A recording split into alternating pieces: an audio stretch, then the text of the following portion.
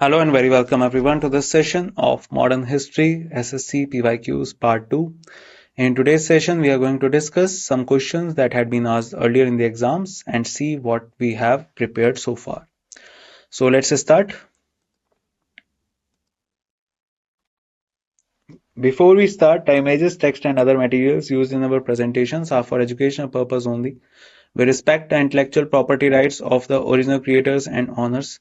If you are the owner and have any concerns or issues, please contact us at sathi@itk.ac.in and we shall remove the same. So first question that we have is, when was RTI Act enacted in India? Options are 15th August 2005, 15th March 2005, 15th June 2005 or 15th July 2005.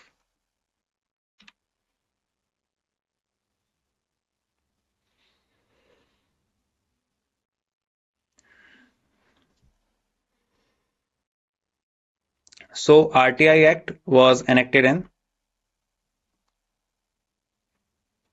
15 June 2005.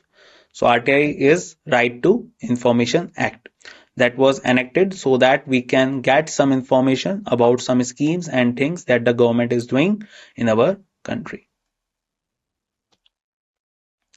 So Right to Information Act RTI was enacted on 15 June 2005 and came fully into force on 12th October 2005. So remember, it was the 2005. Generally, they will ask you the year. So it was 2005 when RTI was enacted. The famous activist Medha Patkar is associated with which movement? Options are Narmada Bachao Andolan, Save the Tiger, Preserve the Wetlands, Beti Padhao Andolan.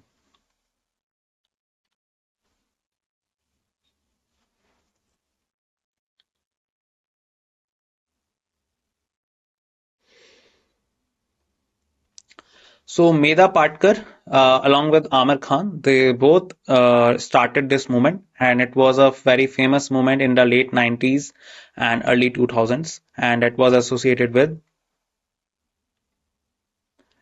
Narmada Bachao Andolan. So it was against the um, increment of the height of Sardar Sarovar project, and that is why the name was given Narmada Bachao Andolan.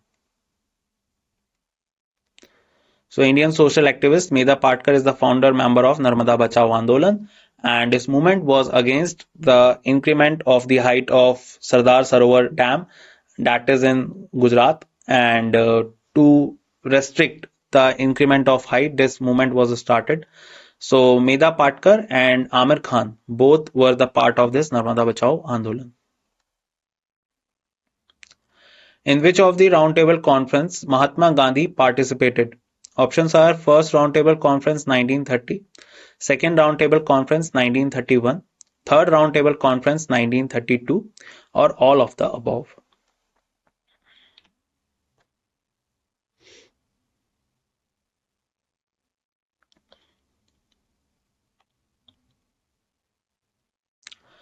So Mahatma Gandhi participated in the Roundtable Conference after the invitation of Lord Irwin. Lord Irwin invited Gandhiji, and Gandhi-Irwin Pact was signed. Civil disobedience movement was called off, and the salt law were amended by the Britishers. And after that, he was also invited to attend the second Roundtable Conference. So correct answer is Second Roundtable Conference 1931, while the first one and the third one were boycotted by the Indian National Congress and by Mahatma Gandhi. So a settlement between Mahatma Gandhi and Viceroy Lord Irwin, known as the Gandhi-Irwin Pact, was reached, and Gandhi was appointed as the sole representative of the Congress to the Second Roundtable Conference in 1931.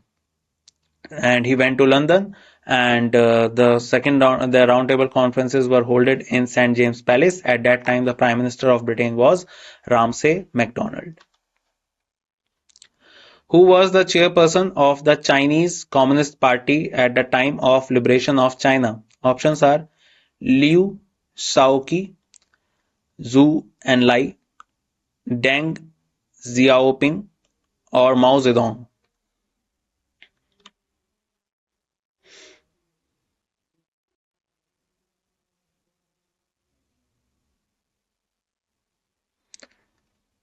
So if we talk about the liberation of China, so it is associated with the chairperson of the Chinese Communist Party, and that is none other than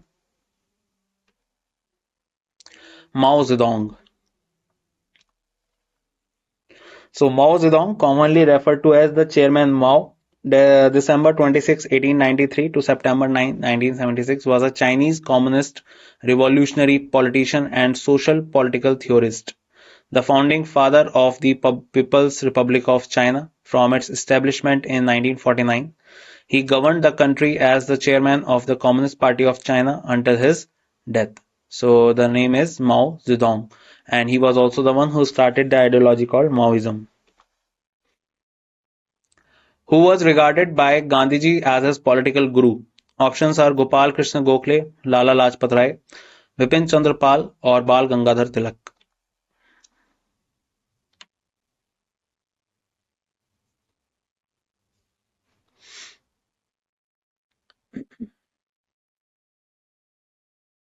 So if we talk about the political guru of Gandhiji, he was also the founder of the Servants of Indian Society, and that was Gopal Krishna Gokhale.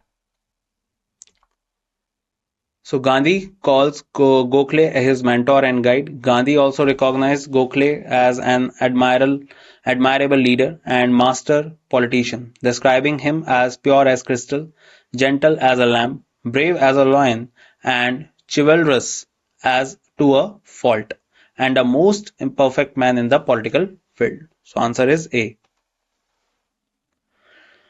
Which among the following movement was not led by Mahatma Gandhi? Options are Civil Disobedience Movement, Quit India Movement, Swadeshi Movement, or Non-Cooperation Movement.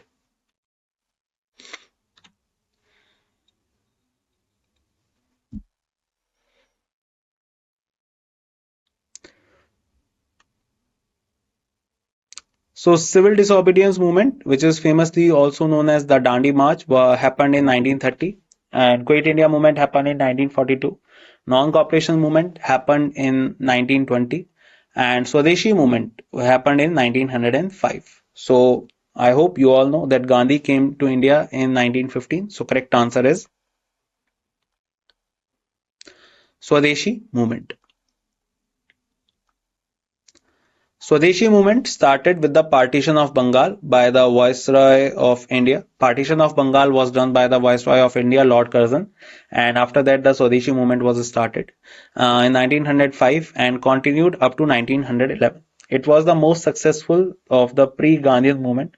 Its chief architects were Aurobindo Ghosh, Lokmanya Bal Gangadhar Tilak, Vipin Chandra Pal, Lala Lajpat Rai, and Surendranath Banerjee. And the correct answer is C. In which session of the Indian National Congress was the Purn Swaraj resolution adopted? Options are Karachi session in 1931, Lucknow session in 1916, Belgaum session in 1924, or Lahore session in 1929.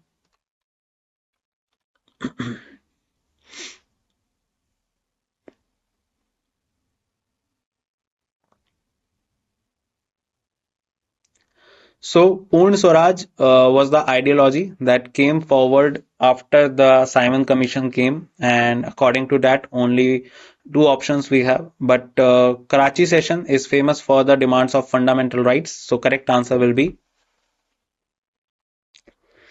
D option, Lahore session in 1929. So the Pune Swaraj Declaration or Declaration of the Independence of India was promulgated by the Indian National Congress on 26 January 1930, resolving the Congress and Indian nationalists to fight for Pune Swaraj or complete self-rule independent of the British Empire. The flag of India had been hoisted by Congress President Jawaharlal Nehru on December 31st, 1929 on the banks of the Ravi River in Lahore, modern-day Pakistan. So correct answer is D. Where was Christopher Columbus from? Options are Portugal, Venice, Genoa, or Spain.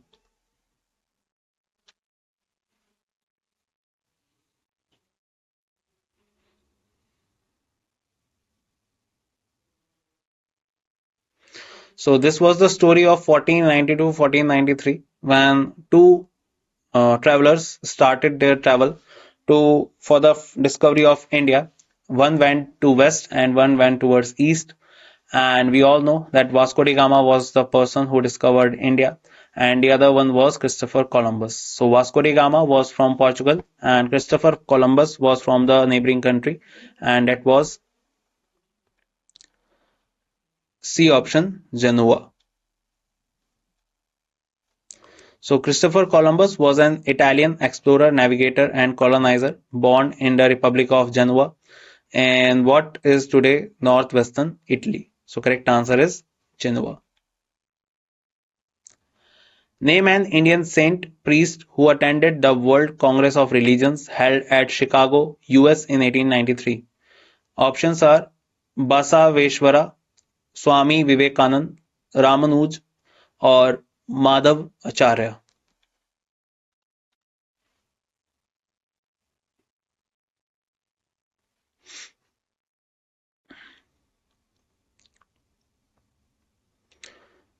So that is the most famous incident happened in 1893 in Chicago, and the person who attended this was the follower of Ramakrishna Paramhans, and that was Swami Vivekanand. So Swami Vivekanand was the Indian sent to attend the World Congress of Religion held at Chicago in 1893. He is perhaps best known for his inspiring speech beginning with Sisters and Brothers of America, through which he introduced Hinduism at the opening session of the Parliament on 11 September. Thereafter, he conducted hundreds of public and private lectures and classes, disseminating tenets of Hindu philosophy in America, England, and Europe. In America, Vivekanand became India's spiritual ambassador. So correct answer is B. Who was the founder of Arya Samaj? Options are Kabir Das, Shankaracharya, Ranade, or Dayanand Saraswati. Easy one.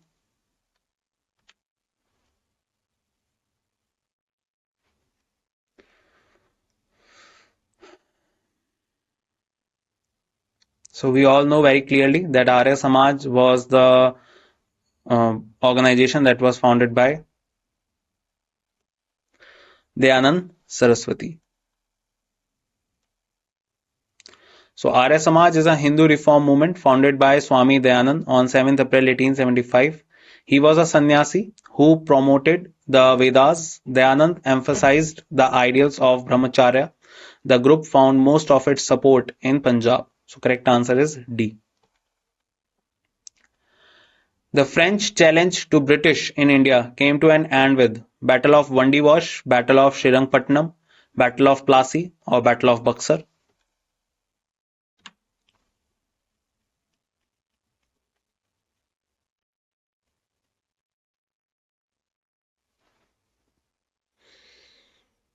So British and French were in front of each other in the Carnatic Wars, and the Third Carnatic War is associated with the Battle of Vandiwash. The other battles like Battle of Srirangpatnam is associated with the Mysore and Britishers.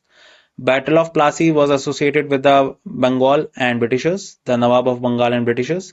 Battle of Buxar was again associated with the Nawab of Bengal and Britishers. So the only option that we are left with is A option, Battle of Vandiwash. So in the Battle of Vandiwash 1760, the war was fought between the French under the Comte de Lally and the British under Sir Eyre Coote. In it, the French forces were badly defeated by British forces and lost all their possessions in India. After the war, the Treaty of Paris was signed. As per the treaty, Pondicherry, Karaikal, and Mahe were restored to the French under the protection of the English. So correct answer is A option, Battle of Vandiwash. When Margaret Thatcher was PM, or with which country Britain waged a war to regain the control of Falkland Islands? Options are Chile, Argentina, Brazil, or none of the above.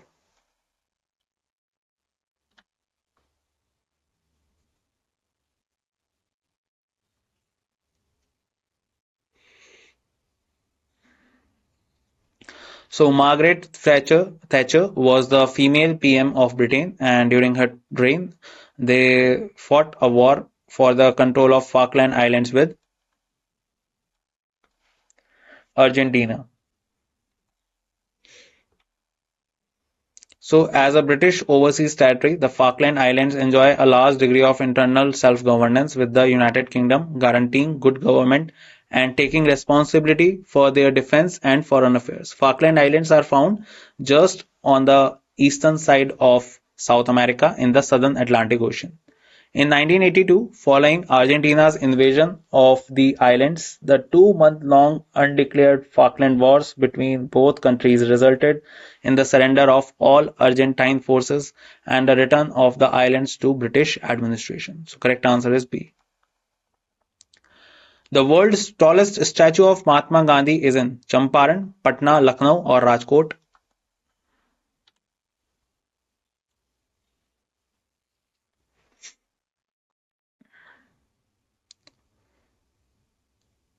So as this question was asked in 2013, so according to that, the answer will be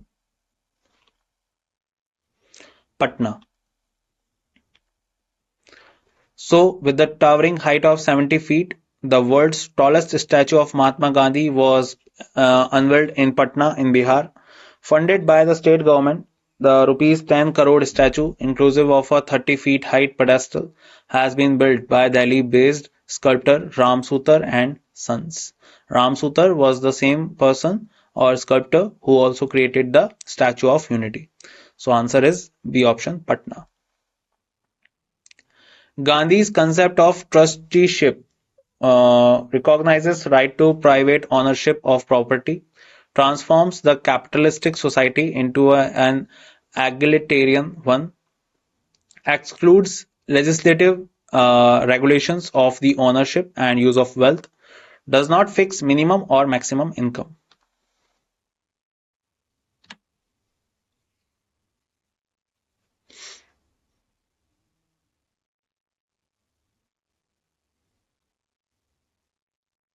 So, trusteeship is the concept that is associated with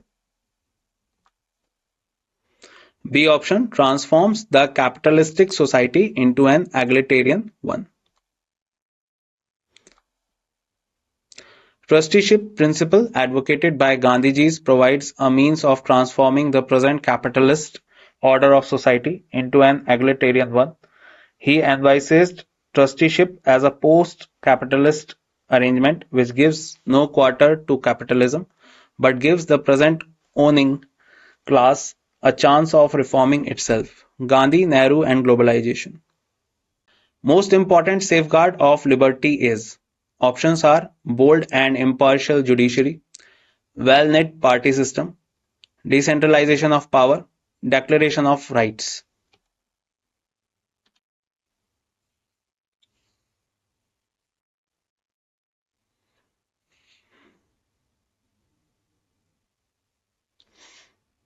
So the important safeguard of liberty is bold and impartial judiciary. So bold and impartial judiciary is the most important safeguard of liberty and no one can restrain it. One of the most important safeguards is that the person has someone appointed with legal powers to represent them, even in extreme case of deprivation of liberty. So that is the most important thing that explains the power of liberty. What is the ancient school of law? Options are the philosophical school, the historical school, the analytical school, or the sociological school.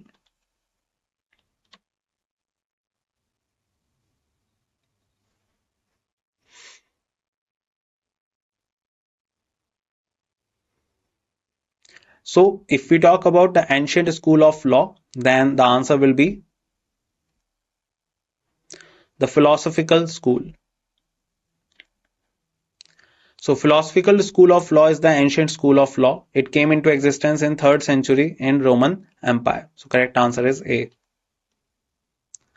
The first country which discovered sea route to India was Portugal, Dutch, French or Britain.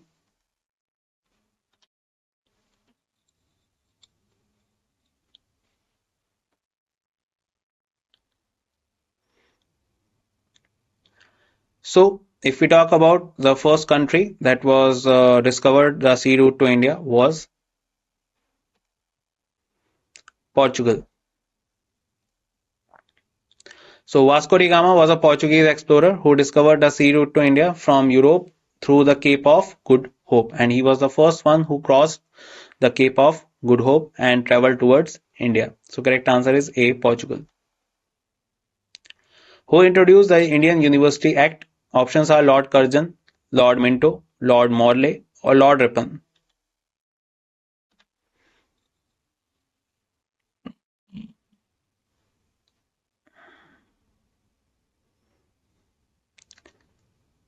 So Indian University Act basically came in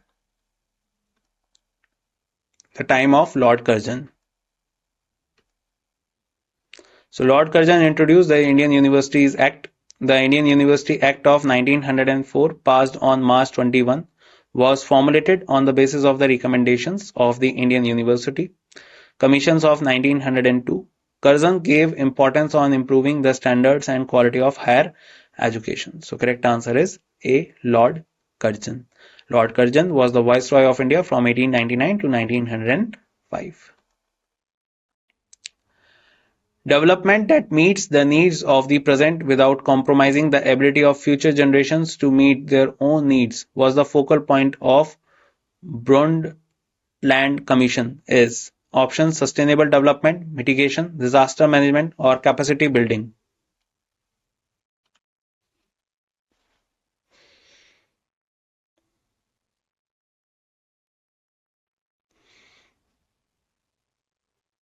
So this commission was thinking of the present situation and also maintaining the resources for the future one, and they are talking about maintaining the sustainable development. So sustainable development is development that meets the needs of the present without compromising the ability of the future generations to meet their own needs. So answer is A. Cripps mission came to India in 1945, 1946, 1940 or 1942.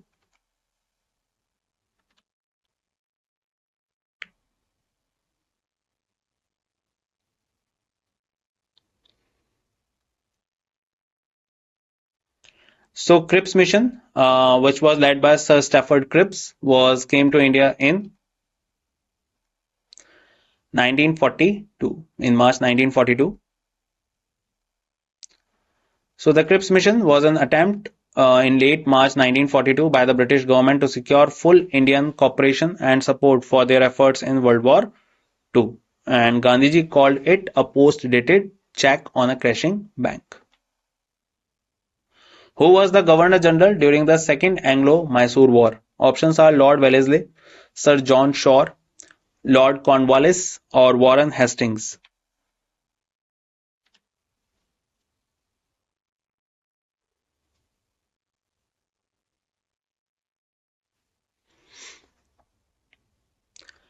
So Second Anglo-Mysore War happened during the time of Lord Warren Hastings. Second Anglo-Mysore War was fought in the years 1780 to 1784. Warren Hastings was the Governor General during this war.